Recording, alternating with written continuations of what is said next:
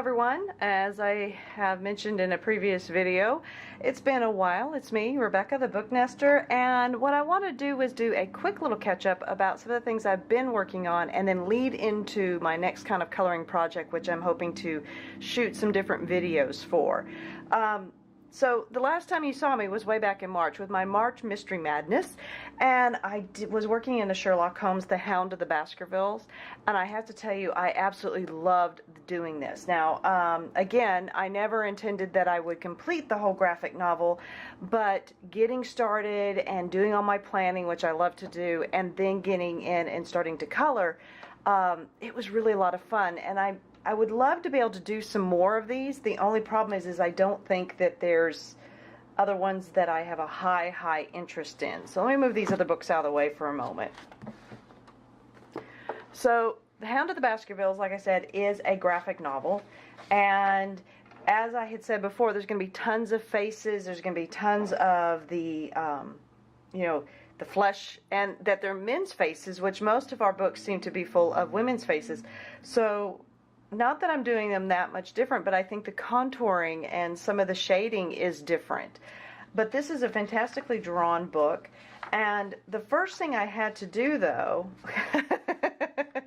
yes, there we go. Let's pull that out a little bit for you. There is my mess. This is me, look at this, trying to figure out my color recipes. Yes. So what I did first in this book was I went and I made a copy of this just for myself, and then started playing around so that I could develop what colors I wanted, because the main thing is that Sherlock Holmes is going to be the same whenever he's wearing this coat. He doesn't have 16 different coats. Now, I have to say, I know a lot of people look at books like this, or even the ones that are books that I've been doing, that I want everything to be kind of consistent throughout, and they just think that's not for them. And I understand that, but this is really, for me, such enjoyment to be able to create the storyline and keep it consistent. And I really feel like it's just constant practice with my color coordinating, and then also the constant practice of how I came about creating these pictures. And when you do it over and over and over again, I'll be able to transfer that to other books and other things I'm working on. So as you can see, I started writing down the colors I was using, and then eventually I had to come up with Watson's, and I had to come up with Sir Henry's, and even, I had to come up with how did I do their eyes, how did I do their hair, so that I could do it again and again. I'm going to put this over to the side. So then what I have done now is, since I've got that pretty much established, I now have my little recipes in here. So like this is for Sir Henry, which is this one right here. And Sir Henry, I just started right at the end of March, and getting those color combinations was a little bit tough, but I think I've got it. And so there's a lot more of him later on. This was one of the very first ones that I finished, and this is, standing out over the moors. And the other practice I've gotten to do in this, a lot more than I've done in any of the other books, is different skies.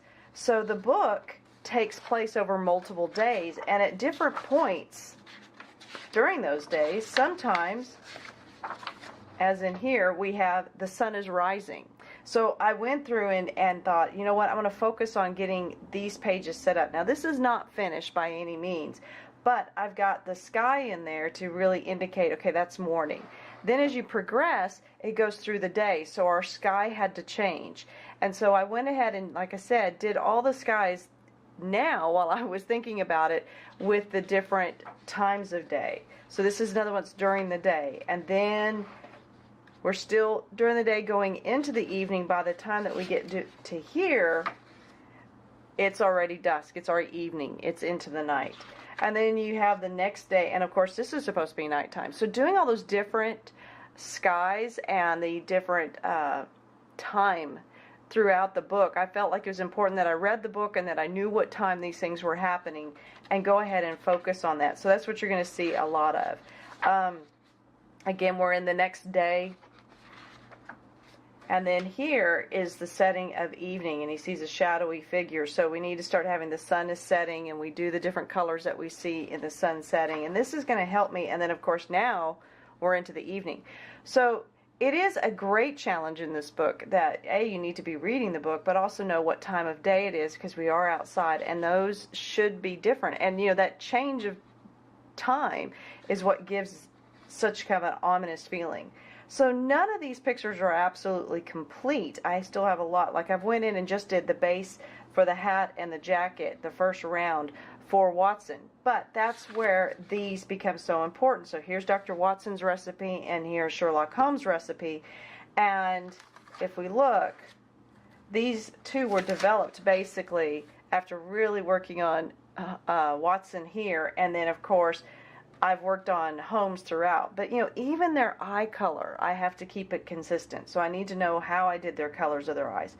Not to mention their skin colors. Because if you look even here, I'm hoping that you can see it. I'm going to zoom in just a little bit if I can figure this out. There we go. All right. So if we look right here, his skin tones are going to be different than Watson's. And that's why then I even had to write their skin tones down. So it was been a great experience, and I look forward to going back into it periodically throughout the year. As I said, I never planned on being completely done with it because there is so much to color in it.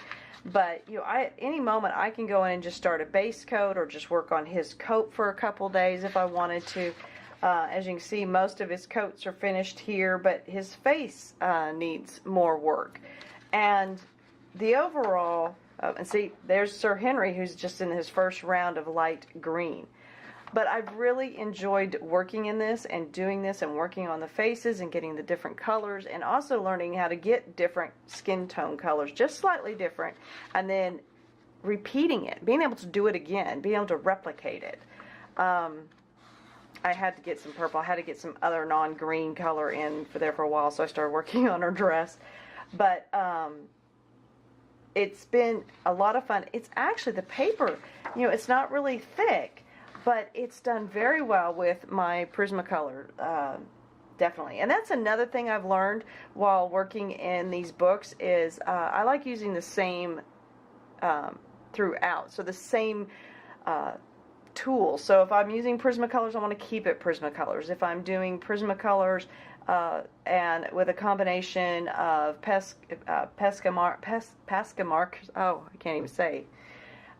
markers or whatever, I want to keep that throughout because it helps the book stay consistent. But so this has been fantastic. I'm looking forward to many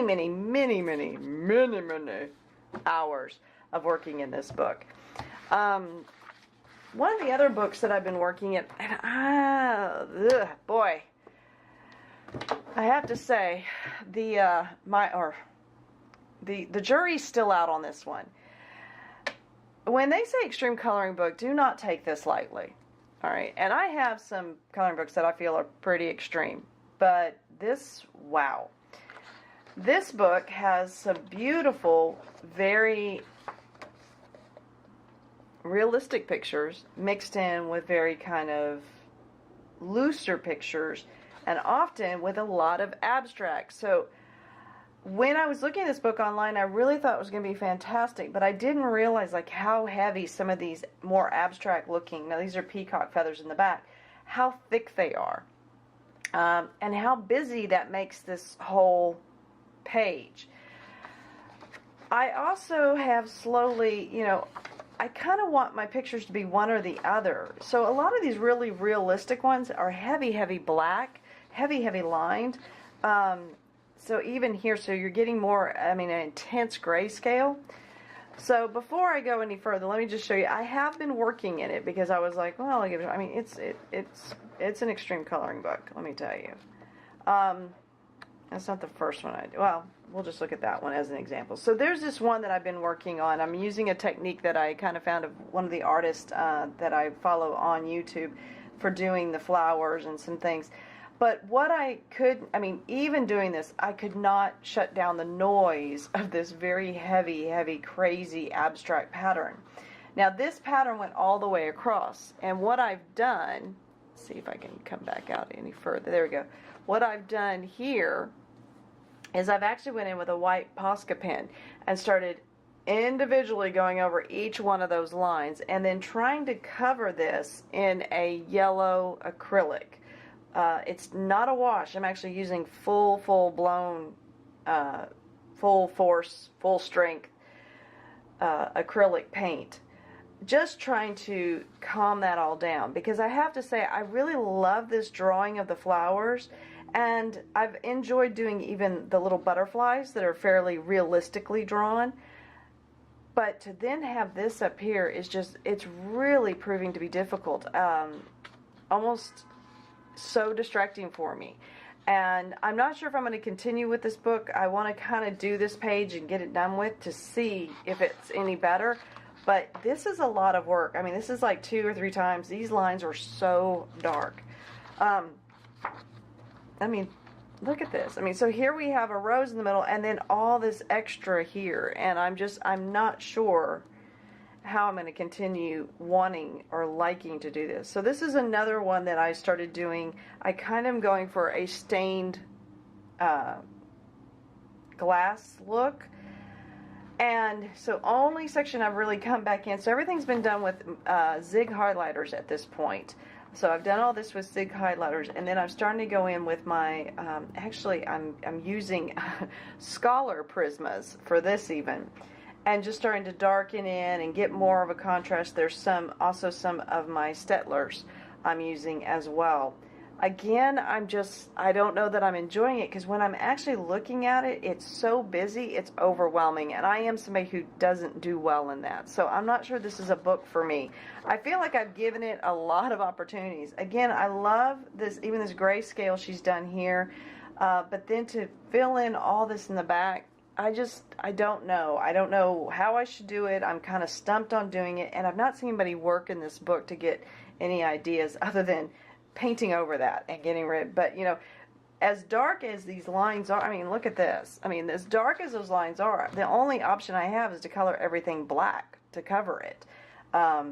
Any of my other colors are really having difficulty covering the black. So this has been a little bit of what I would call a wah-wah-wah kind of book for me. But there's some really good drawings in it in different places. And yeah, I don't know. Maybe I'll use this one for testing colors and color schemes, but I'm not sure about that. But from there, we go to the next one that I've been working on. And to be honest, this one was almost a last-minute fluke to actually order this one. It was through like Book Outlet or Book Depository or something like that. And it's Mystical Menagerie by Coloring Book. And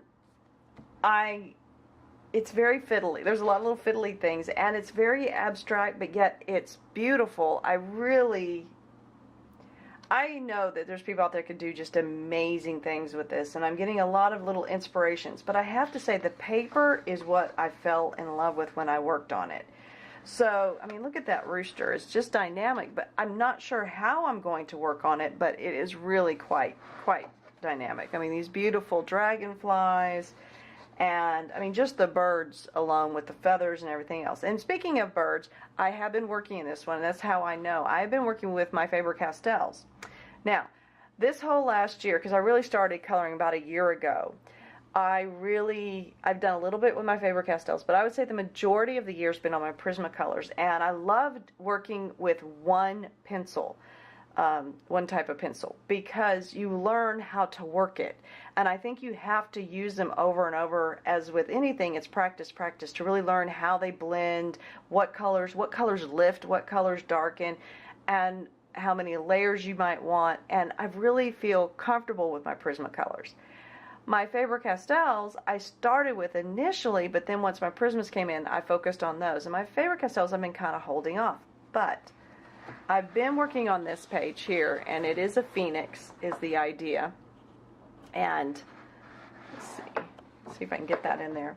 It's not quite finished. I need to finish up this side. As you can see, this side is much darker than this side, so I need to keep going in over here. But it's really close. And I've loved working on this. And this is all done with my Faber-Castells. But I really love the look and the colors. And these are totally colors I haven't been using a whole lot.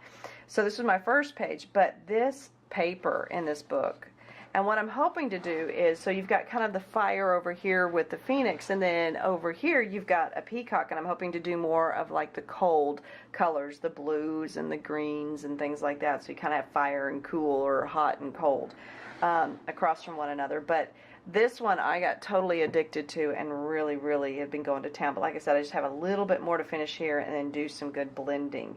Probably all the way down. I need to do some blending. But otherwise, really great. Faber-Castell's done fantastic. It is a beautiful book. If you know, there's some very simple animals, but yet, again, I'm not 100% sure. I think I'm going to have to go really abstract with these, and that's going to be hard. This is one of those not so much doing it where they look natural. I mean, these are all koi fish within a beautiful pond. It's odd because the fish are actually above the lily pads, so that's a little bit different. But as you can see, beautiful book. Have not seen a whole lot of people working in this one either. I think I'm going to use, especially for like, if you see here's, looks like it's possibly a lion over here. There's a couple of these that I might be able to work on too. Let's see, where's the one? Well, I mean, wow, look at that owl. And then you have two that are flying over here. There's a lovely rhino. All right, so here we go. This is the one I was thinking of, is the buffalo, or bison in this case, sorry. So the bison here has a lot of movement with its fur, and I think this would be a great one for me to practice fur textures with, because it's already kind of showing me the movement, and then if I go out and look at an inspiration picture, I'll be able to get more of an idea of what I'm going to want to do. And then, of course, here's the full head as well. So, you know, that's great practice. There's a beautiful, well, that's a rhinoceros, and there's a gorilla. So I would love to see more people work in this book for me to get a little bit more, because this is very different. My urge to want to color things as close to nature with inspiration pictures, this one's going to be a little bit harder. And it can get very, very fiddly at times, and other times it's pretty simple. So we'll have to see. But wonderful paper. So that's a great book. If you get a chance, I really, you know, and you like these type, I mean, even the picture there on the front, let me see if I can get any closer. This peacock is just magnificent, and he is, of course, in there. So it's a mystical menagerie. Now, I've rambled on about some of the things I've been working on. I did participate in a couple color alongs.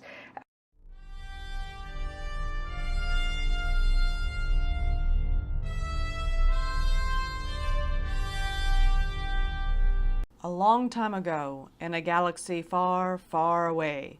Well, okay, not that far. Well, in fact, here in our own galaxy, on our own planet, over on Facebook. Okay, well, you get the picture, all right? It's a period of coloring. 1 week of coloring, actually. Thanks to Laura at Anxiety Art Adventures for hosting a Star Wars Week Color Along, where we celebrated everything that was Star Wars with our pencils, our pens, our markers, paints, etc. You really get the picture here.